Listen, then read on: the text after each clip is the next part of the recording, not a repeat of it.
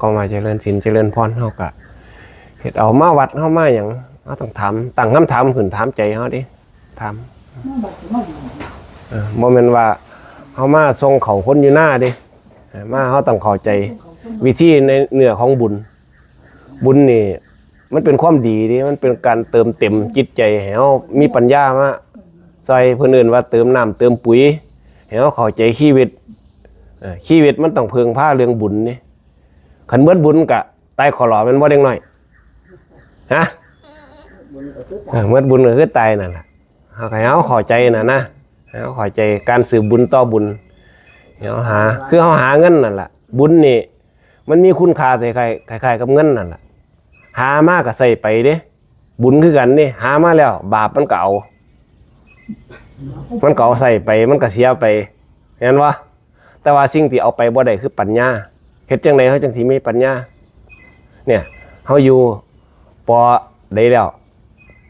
มัธยมก็ป.5 ป.6 แล้วเนี่ยเด็กน้อยทำนี่บางคนก็หาเงินได้บ่น้อยแล้วเด้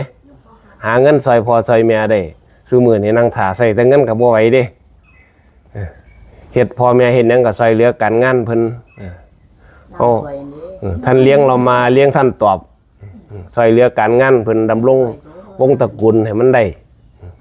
ต้องเข้าใจเด้บ่แม่นว่ามีแต่สักแต่ยั่วให้ผู้มาประเคนคือบักเบลนี่ใส่บ่ได้ บอกให้มาบวชก็บ่บวชแต่ว่านอนถาให้เงินมันแล่นไปหาเงินเป็นนั่นก็บ่เอานั่นนะ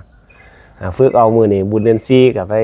มีโอกาสไปก็เข้ามาวัดเนี่ยมันได้ทำความเคารพเจ้าของอย่างน้อยๆเนี่ยมากราบเจ้าของนั่นน่ะเฮ็ดให้จิตใจมันอ่อนมันน้อมบ่ให้มันแข็งกระด้างแต่ว่าเฮาเฮ็ดพระพุทธรูปเป็นนิมิตเป็นเครื่องหมายไว้เพื่อให้เฮาได้กราบเคารพกราบไหว้แต่หลักๆก็คือมาสอนใจเฮานั่นน่ะเพิ่นจังว่าให้เฮาอัตตาหิอัตโนนาโถนั่นโกหินาโถปโรสิยานั่นเพิ่นจังว่าให้ฝึกเจ้าของเพิ่นสอนเด็กน้อยเด้สอนให้เพื่อให้เลี้ยงเจ้าของ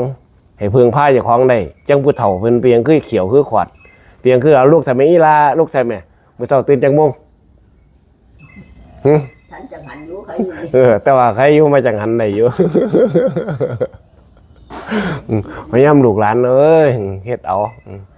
พ่อแม่เพิ่นฮักนั่นน่ะเพิ่นอยากให้เลี้ยงเอาชีวิตเจ้าของให้มันรอดอยู่กับปัจจุบันให้มันได้หากินมันเป็นเก็บให้มันได้ใส่ชีวิตอย่าติดโกอย่าติดอีรู้ใส่ชีวิตให้มันสมถะ